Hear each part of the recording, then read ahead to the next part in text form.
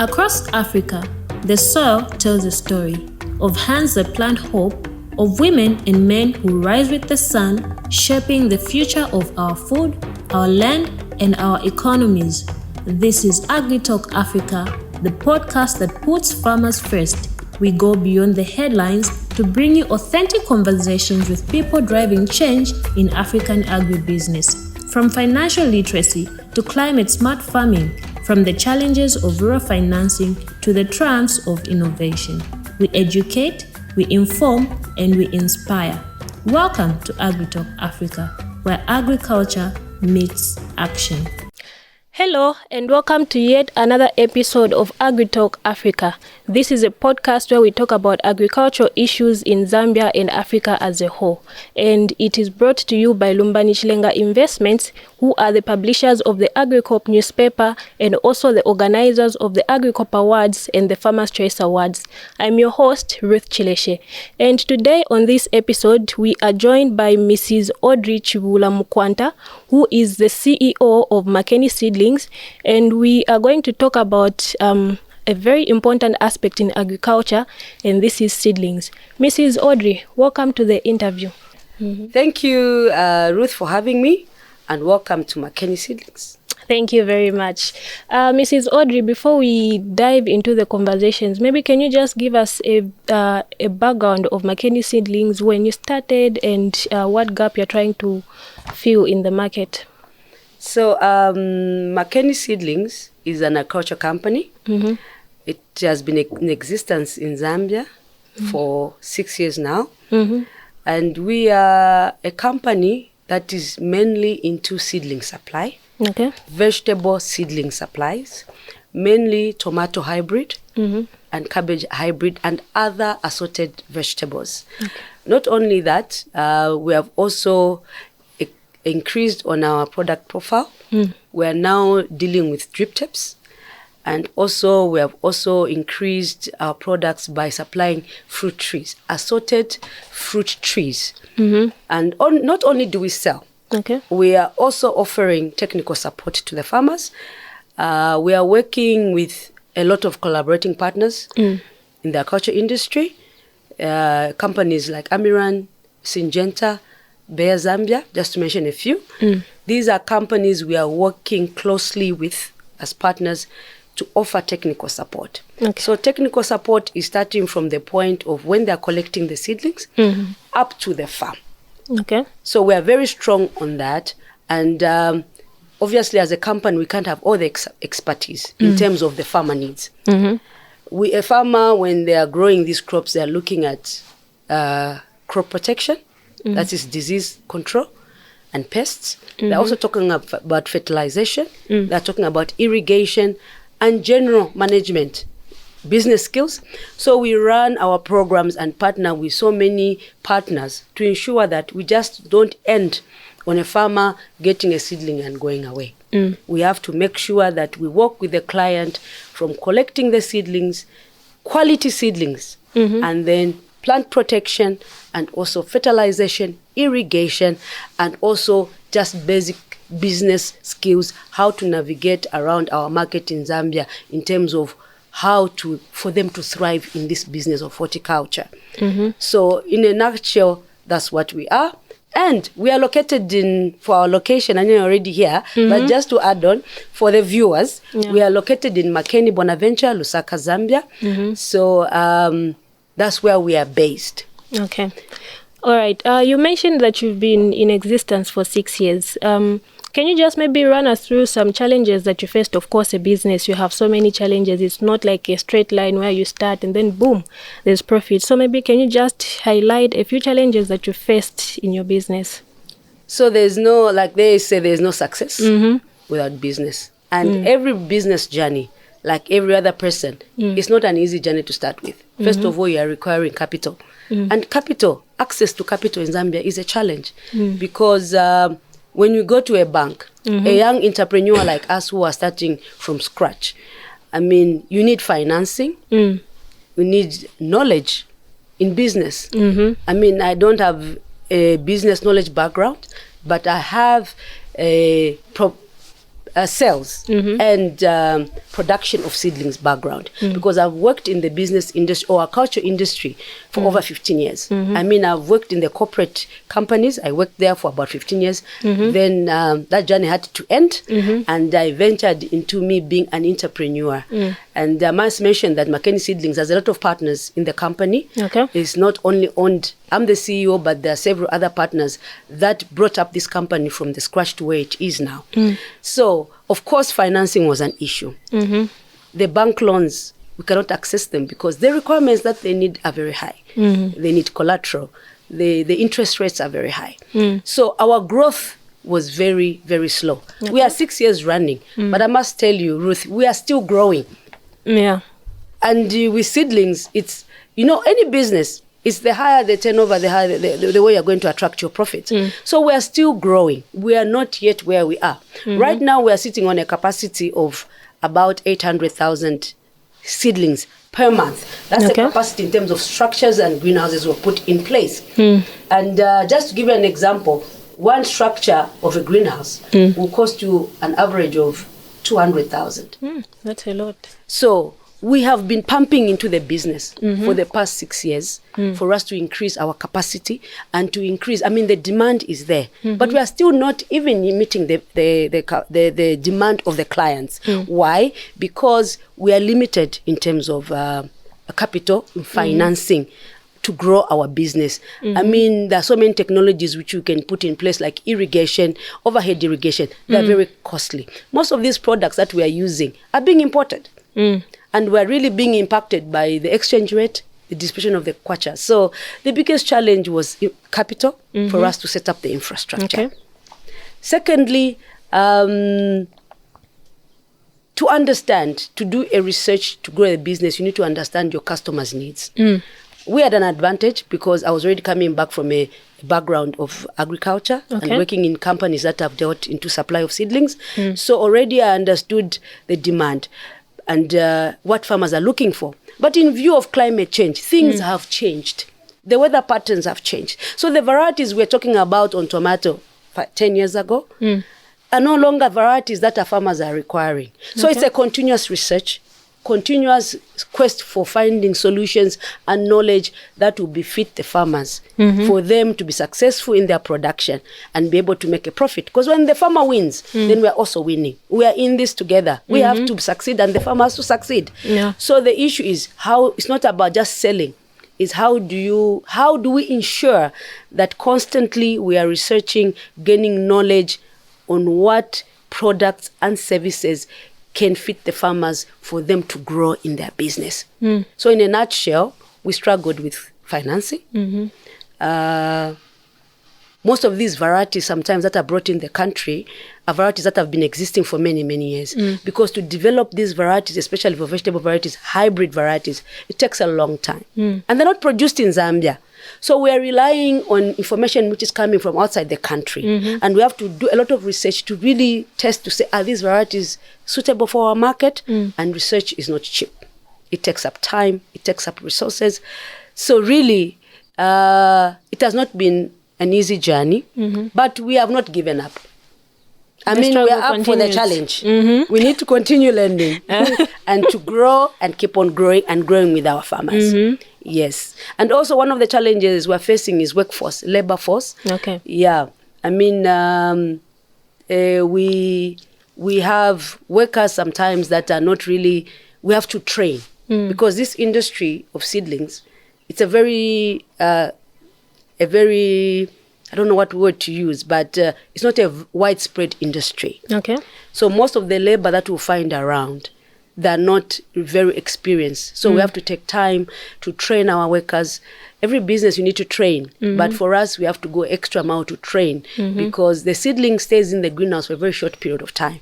From time we plant a seed to the time it has to be going in the market, it only takes 4 weeks. In that 4 weeks, if you make a mistake, you're losing, and the profit margins are very low. So meaning we have to be on our toes and ensure that we are constantly training our workers on how to ensure that in the 4 weeks that the seedling is growing, we can't afford a mistake. Disease control, loss in terms of seed. Yeah.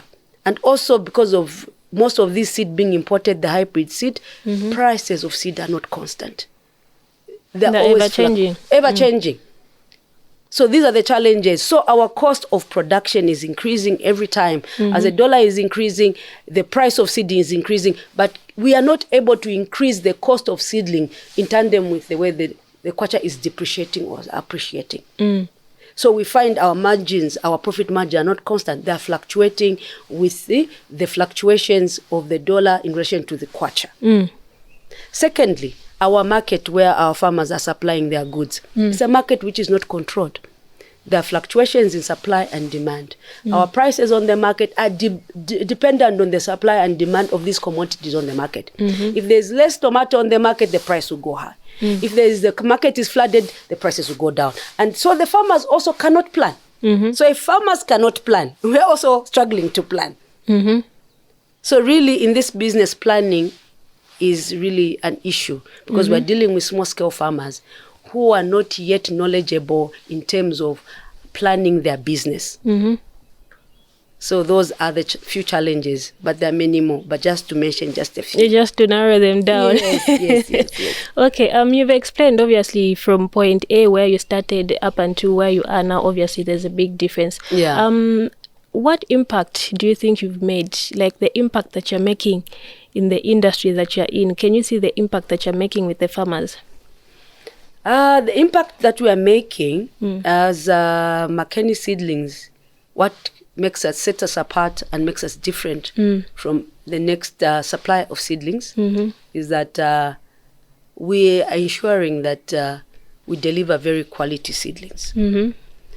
I'm sure in one of the clips we should be able to view our seedlings so that we can show that what is a good seedling. We want to make sure that we are guaranteeing a farmer a disease-free seedlings. And because it's a business, we need to deliver the farmer on time. Because sometimes farmers, they're planning, and it's a business. They have to plant at a specific time so that they're on the market at a specific time. So we ensure that we control the lead time from the order and the time the seedlings are supplied. We also guarantee our farmers, I think we stand out very strongly because there are a lot of people out there, farmers, small-scale farmers are being ripped. A seedling, when it's a seedling, you can't even tell whether it's a hybrid or not a hybrid. Is it recycled or not recycled? Okay. So you find that, but as Mckeni Seedlings, we want to guarantee that we don't compromise on quality. Okay. And then as Mckeni Seedlings, we're very deliberate about the young people. Advocating for young people to go into agriculture, not when they're old, but when they're young, especially the youth. So we have different packages where we work with the youth. Okay.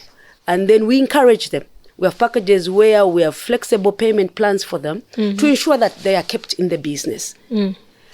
We ensure that we give them some credit facilities of equipment to the youth, deliberate, because we are believing that the agriculture has to be started young. Agriculture is not for the old.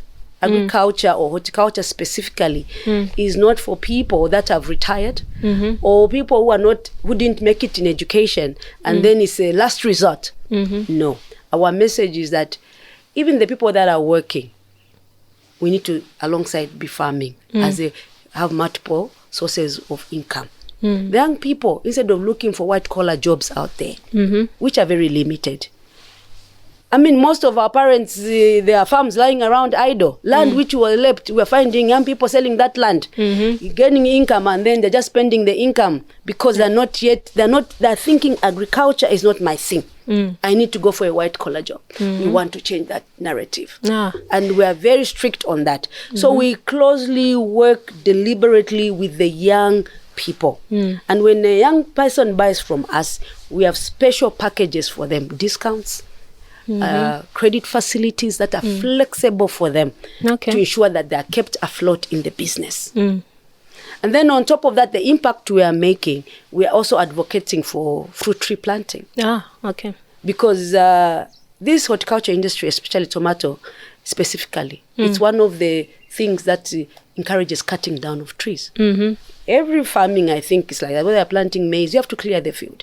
But the rate at which we are clearing the fields to plant these crops is compared to the rate at which people are planting trees. The deforestation is higher. So the impact we are bringing in is that we have also increased, like I mentioned earlier on, fruit trees. So these farmers who are cutting down trees and planting, we want them also to do what? Alongside on fruit trees. Because it's difficult for someone to just plant a tree. But we are saying plant a fruit tree, because the fruit tree you eat, you can sell. Look at the price of lemons. Because of COVID and all these challenges, the price of lemon, this time you find a bag 100 kg going for 300. Which we didn't know. We break it down. You are going on the market to buy a lemon for 2 kwacha. A lemon is something which was left lying around, just rotting. But now there's market for such things. So we are encouraging our farmers. They have land where they have propagated their tomatoes for some time. Instead of shifting and abandoning that land just to lie idle, can we turn that pieces of land into orchards in view of climate change? So productive, growing, beneficial or fruit trees that they can eat and sell as well. I mean, there's this talk about making agriculture sexy for the youths because, of course, as youths, we want to work that's bougie, that's when you think about agriculture, like, no, being in the fields and whatnot, it's dirty, it's not for me. You mentioned that you work with youths.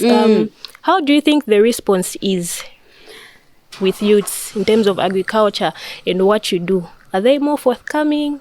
Is there an increase, or how do you see it? I think in the 15 years in the industry of agriculture, I must say there's I can't quantify the percentage, but there's an increase. There's a change. There's a change in the youth. Of course, we can do more. More youth can come on board. But there's a percentage because, of course, agriculture is deliberate in the schools. Also, the agricultural colleges are there. But every time, like when we're graduating, when we graduate as a student who has done agriculture, we always looked at it as a way to go and find a job in these companies. But now we are seeing a change where you have a graduate from NRDC and he's saying, now I'm farming. I've taken over the business of my father. But it's only more common with children or the youth that have grown in households where they were farming. That have a background in farming. Have a background. And they saw their parents succeed and there's been a lifestyle. So you see the parents ushering them into the business. And this is a real challenge that I'm posing to parents out there. That's why we are saying, even when you're working in a white-collar job in the bank, alongside most of these people that are working in this corporate world, they've got land that they've bought the land. We incorporate the young people in activities because they say charity begins at home. And change the mind shift just from charity begins at home, not for a child to go to school to look for employment. You must think outside the box. Let's think outside the box. So it's a mandate on the parents or the older generation to talk to the young people, to say it does not necessarily mean that we are taking you to school. Because this starts from when they are bringing these children to believe that I'm going to school for me to get employed. But the mindset shift to believe that I'm going to school and gaining knowledge and starting up my own business. So, yes, we are seeing quite a good number of the youth going into agriculture, mainly the youth that are coming from a household that was strong on agriculture already. But we need to, our passion for me, I think we need to take it a step further. Even in our curriculum, our systems, the training is about getting employed. I'm happy in schools now we're having courses like entrepreneurship, but we need to go harder and be deliberate on such courses to say that it's not about doing a business course so that I can work in a particular company and run the business department. But to take a business course and be able to start my own business. Well put. That we need to go harder. We need to be very deliberate and go harder on that message, And this is a real challenge for us parents who are now in entrepreneurship and who have opened up our mind and we are saying jobs are not there. We need to start at home from school. And also the syllabus, our teaching model. I think these are the policies we should put in place. I remember when we were in school, there was careers master. I think that position should be really, really enhanced. And the career is not about going to look for employment. I'm not saying employment is not good. Employment is equally good, but it should be a training ground, but at the back of mind with the vision to say, when I get the skills and the training from these experienced companies, I should start my own thing. Okay, now let's go back to the issue of seeds. Obviously, there are issues of not having counterfeit or poor quality seeds. Have you dealt with that, or have you seen farmers that have suffered losses because of that? What's your experience as Mckeni Seedlings? So even as a business, we have also had experiences like that, challenges like that, where we have these reputable companies that bring in these vegetable seed that are hybrid and certified. Okay. But we have situations whereby our open market, our black market, who maybe make a fake label, the same package, but inside they put different seeds in there. And we have incurred such kind of impact, which is impacts a lot on our business. Because the farmers or the customers then don't know who has supplied this fake seed. Is it Mckeni Seedlings per se? Or it's where they got the seed?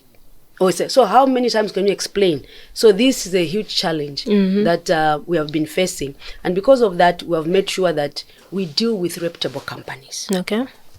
We don't buy seed anyhow. We take our time, because when you buy your seed from reputable companies, you are able to go there and claim. And they can research better and find out where the real problem is coming from. Okay. And then also farmers affect to people get recycled seed. Say like tomato. They'll get recycled seed, plant for the farmers, which impacts on their yield. It impacts on the resistance of the crop. Sometimes these new entrants into the business, they will not even know that this seed that I've gotten is recycled seed. Recycled seed, what I mean by that is whereby instead of getting the seed which is certified, you go to somebody who gets actual tomato, which they grow in the field, press it, dry it, make fake packaging similar to the original one, pack the seed there and sell to the farmer. I just plant it in the greenhouse. So when you come and get a seedling, you can't tell, is this a hybrid or it's not? Is it? You only tell in the field. After some time, if you're an experienced farmer, you'll be able to tell. But if you're not, I'll simply come and say, no, you didn't manage it well. Simna fakemo fertilizer, simna spraying ma diseases. That's why this crop didn't do very well. So we need to be credible in this business. The issue of credibility is very important. And I think there need to be controls in these people who are opening up these greenhouses. I think the controls on such processes is not very strong. Okay. Any person can wake up today and set up a greenhouse. So I think I would make a plea to the systems or regulatory systems that are managing these systems to really put up very firm regulations on who supplies these seedlings to a farmer. Because a lot of farmers are being ripped off, losing money. Yeah. So have you had personal experiences where somebody, of course, they brand themselves as Mckeni Seedlings when they're not, and then they operate as Mckeni Seedlings? Have you had personal experiences like that? Yes, we have had such cases a lot of times. We've had people who have gone on our social media page, picked our content in terms of pictures, and they share with people and say, these are the seedlings. And they're using pictures from another place. When a farmer goes there, he finds different quality of seedlings. We have seen people who have actually used our name out there and said, I'm an agent for Mckeni Seedlings. I will deliver seedlings to you. Because the farmer has not reached here. They will lower them to believe that we have a delivery service. So they'll pick the seedlings from somewhere else and take them that these are from Mckeni Seedlings. And it's only a time when the farmer has got a certain problem and they'll come here and claim and say, but I got these, I was told these seedlings are from you. Do you have an invoice? No, I was told this and that and that. So there are all these people who are going there and ripping off farmers. Yeah, which for sometimes is very difficult to control. So we are constantly educating the farmers that deal with reputable companies. And every time, that's why we're working hard as Mckeni Seedlings to ensure that we are a credible company and maintain our brand. So now let's dive into the cost of trends in farming. Of course, there's aspect of farming inputs. What is your perspective on the rising costs of these things in farming? No, the impact is very high. Yeah, like I said, most of these products that we're using, chemicals, fertilizers, the seed itself, irrigation equipment. Okay. We're not manufacturing them within the country. They're being imported. And like I said earlier on, it's it's all dependent on the strength of the kwacha and the dollar. Okay. So, but the real issue is that the market, I mean, in Zambia, we're not into, most of these farmers we are dealing with, they're not into processing. They are not yet exporting these products. So meaning, and our market, the open market, most of our market for vegetables and fruits in Zambia is an open market. Okay. Which I earlier alluded to, that the prices are dependent on the supply and demand. So meaning, if despite the cost of production that the farmer put in, the labor, the electricity that they put into, they usually are not able to equal the price, to determine the price they're going to sell the product at on the market. Because the market is determined by supply and demand. So really it does not address how much cost I've put into that input. The input cost that I've used in my production, usually it does not really determine my price on the market for my commodity. My price on the of my commodities on the market is usually dependent on the supply and demand, which most of 60% of the time the farmers are losing money. I'm doing seedlings. I'm importing seed. The cost of increase, my cost of production is constantly increasing because my cost of input is in relation to the exchange rate, kwacha to dollar. So meaning, but can I equally increase my seedlings at that rate? The market is not accepting that. So meaning, every time in the 6 years we've been in the business, Ruth, our profit margins are diminishing because the cost of production is constantly increasing. So it really requires a lot of interventions in terms of strategy. How do you keep afloat in this business? Sometimes we just break even. So it's not very easy because we don't have the control over these. There's no, our kwacha to dollar exchange rate is not in our control. And we cannot increase our products in relation to the exchange rate changes that are happening. So what do? We stay on the same price for close to 1 year.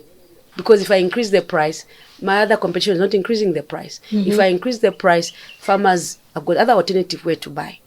So it means that I have to keep on diminishing my profit margins for me to keep into the market. So this is our really biggest concern. Yeah. Okay, so do you think this is going to cause some farmers, of course, to shift away from certain crops because of how expensive they are? Already, I can tell you, like last year in the tomato industry, a lot of our farmers lost money because for almost 6 months, the price was averaging at 50 kwacha.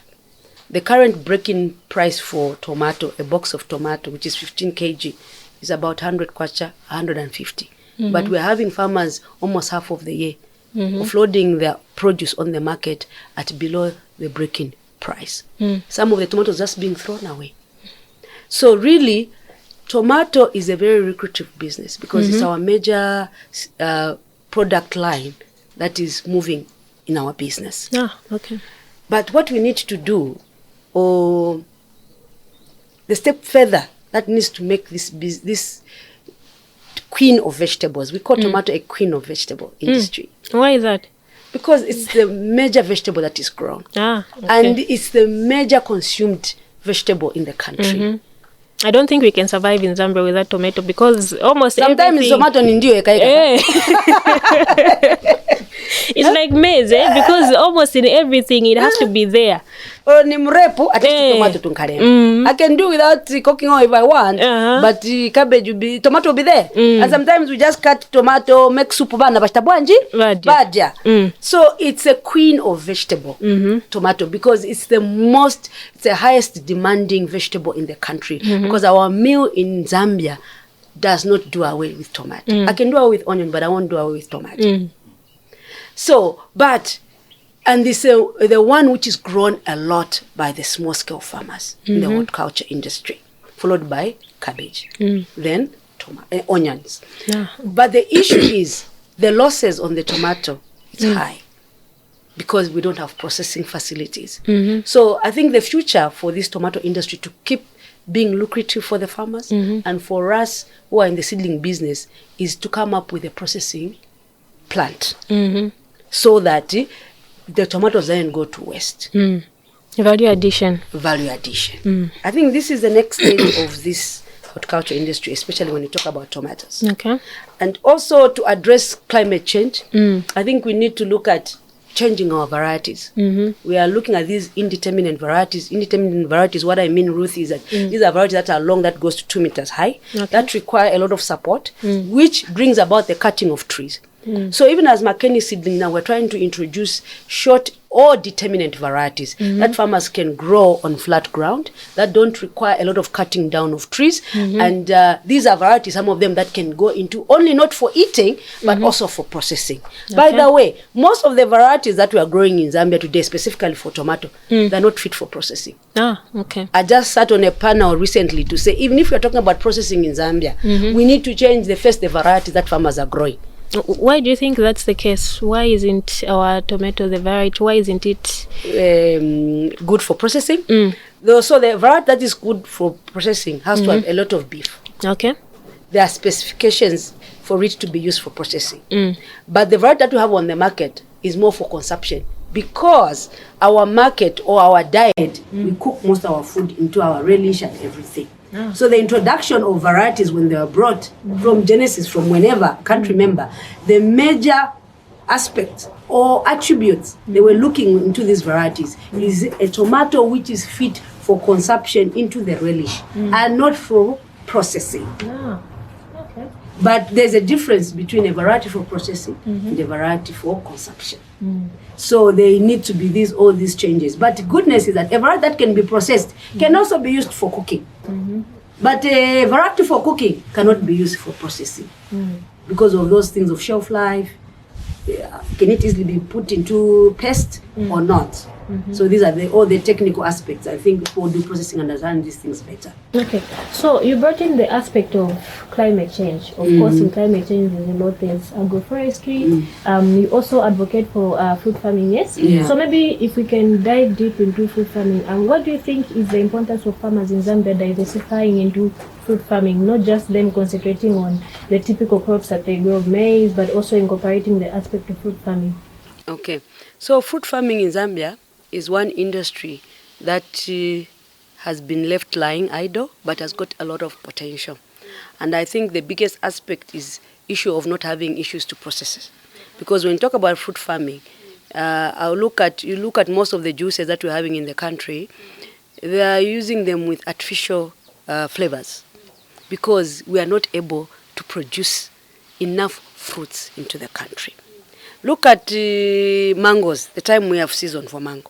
We have mangoes just rotting all over the place. But all that mango can be used for what? For juices and things like that. So for us, our message to the farmers out there, we feel that there's a lot of potential as one of the streams for the farmers, as one of the streams for diversifying. Because when we talk about climate change and we just talk about tree planting, just merely planting a tree will not give you an income. But we are advocating for fruit tree planting, because fruit tree planting has got threefold advantages. One is that you have a tree that is addressing issues of climate change. And fruit trees, you can't cut them for charcoal. Fruit trees, you can't cut them for support of the tomato production.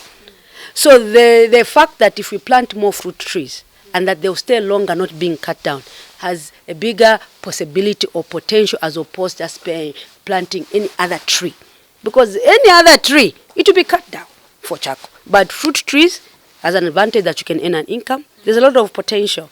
So on fruit trees, we are mainly focusing on avocado and pawpaw, and these are hybrid fruit trees. Trees that after a year you should be able to start producing and being on the market. But of course, a fruit tree dependent on management. But you are guaranteed at least 3 years, you should be able to go on the market. And the advantage of fruit trees for that farmer who's in the corporate world working and also has got a farm somewhere else. And because these other horticultural activities, they require your presence like 80% of your time.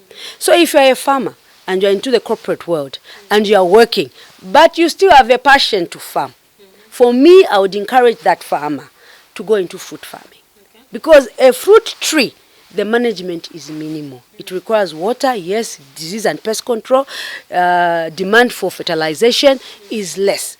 A tree will wait for you to come on the weekend. But these other crops like tomatoes, cabbages cannot wait for you. So if I'm a person in the corporate world and working, instead of having a farm and lying idle, because I can't be there, or because I've tried to go plant tomato, to plant cabbage, to plant onion, and I lost my money. Why we are encouraging you to go into fruit farming. You are working, you are earning a salary, you are not yet at the point where you are desperate to earn an income from that fruit tree. Therefore, it allows you and gives you time to be able to manage it for 3 years, 5 years. By the time you are getting into retirement stage, those fruits will be full grown. I mean, if you go around Lusaka, we always have women that are doing bananas. Bagulisapa Street. You have women who are carrying avocado.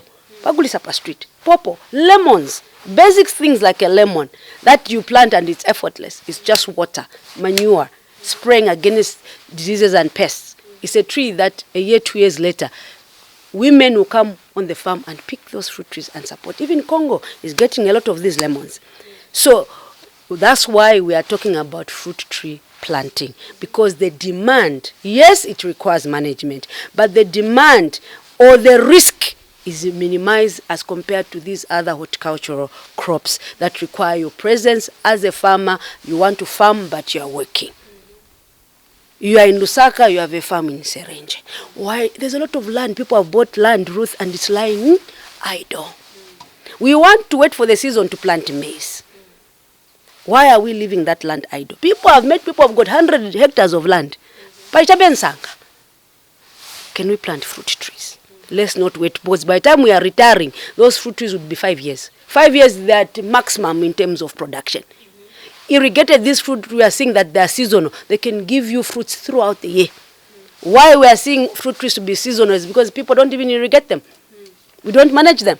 It's left to grow naturally. Malemons, timashanga na kusia chabe. But even in that aspect, we are able to harvest something. So imagine you manage that lemon tree. A lemon tree is able to give you fruits throughout the year, as long as you give it water. Okay. So these are some of the ventures that people are ignoring, but they are things that are lucrative and are manageable to do even under remote farming. Mm-hmm. Okay, let's look at it from an aspect of agroforestry. Having farmers in Zambia integrate trees in the crops that they grow. How important do you think that is?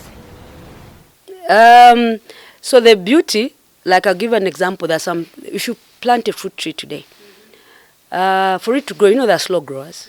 For it to be a full-fledged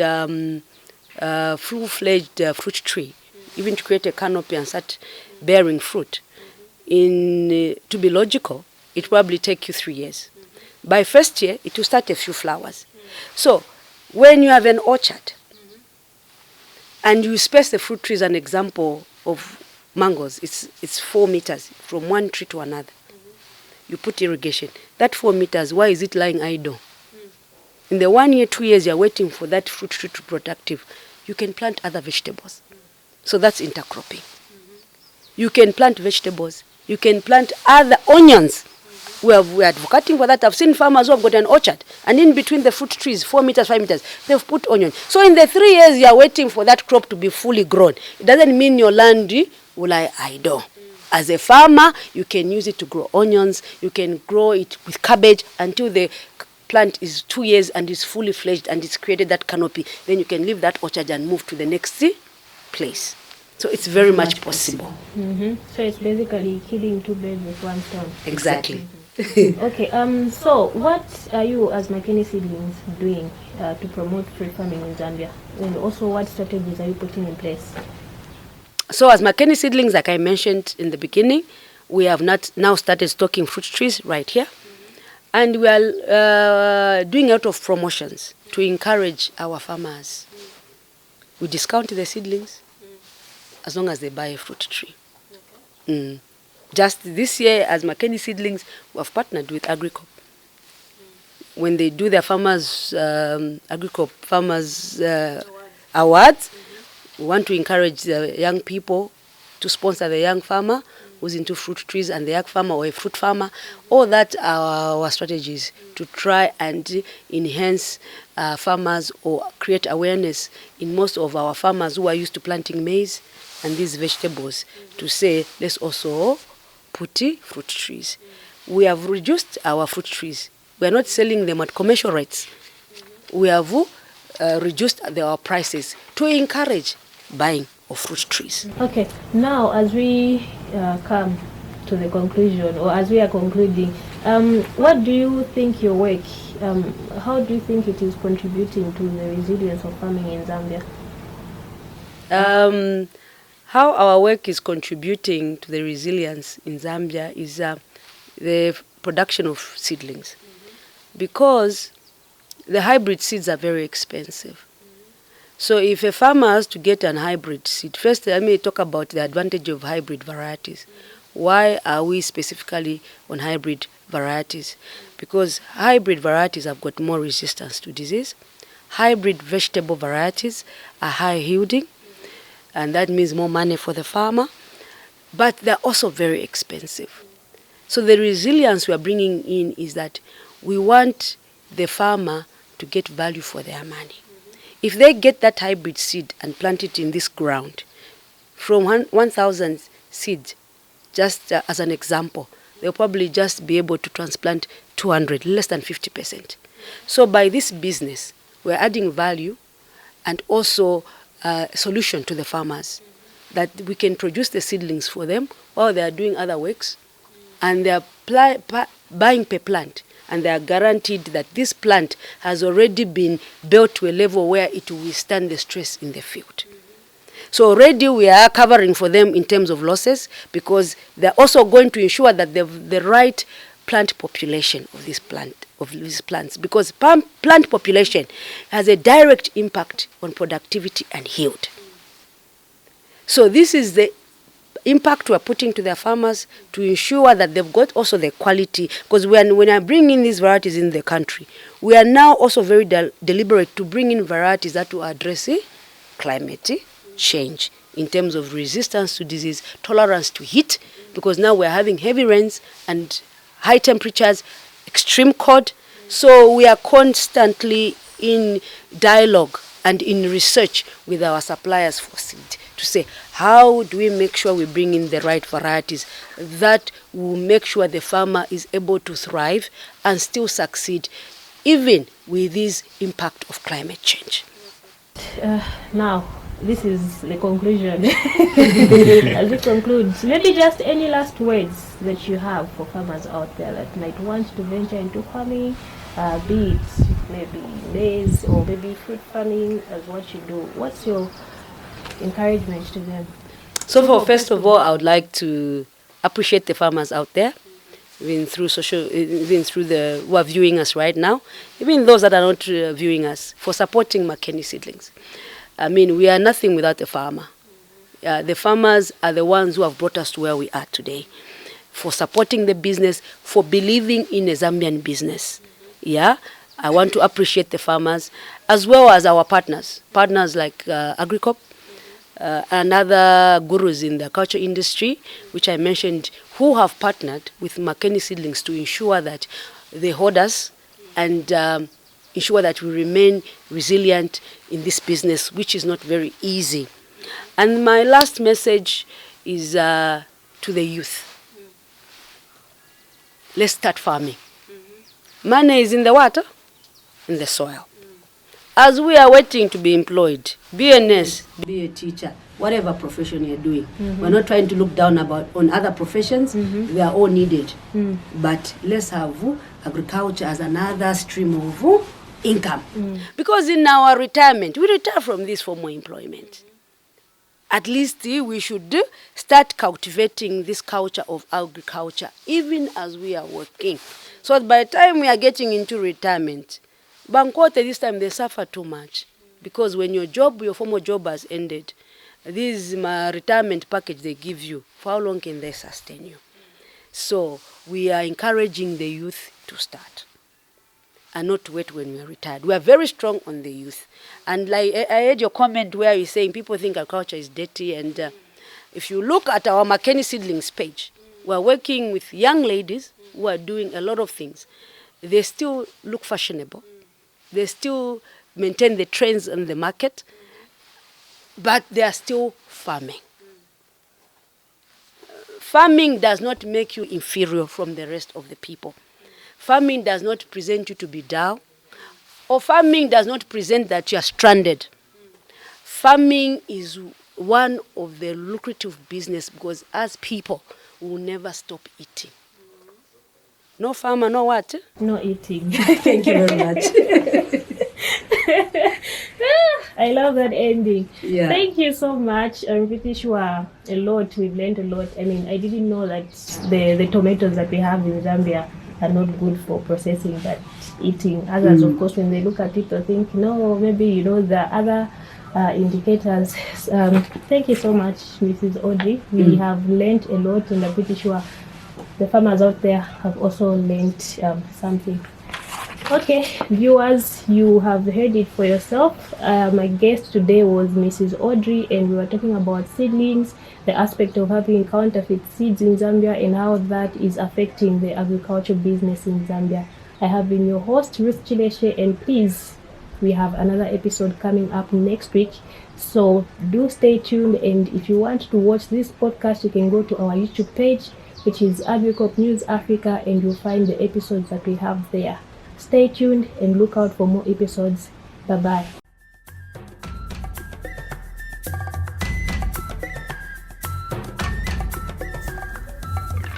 Across Africa, the soil tells a story of hands that plant hope, of women and men who rise with the sun, shaping the future of our food, our land, and our economies.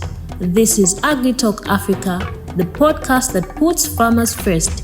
We go beyond the headlines to bring you authentic conversations with people driving change in African agribusiness. From financial literacy to climate-smart farming, from the challenges of rural financing to the triumphs of innovation.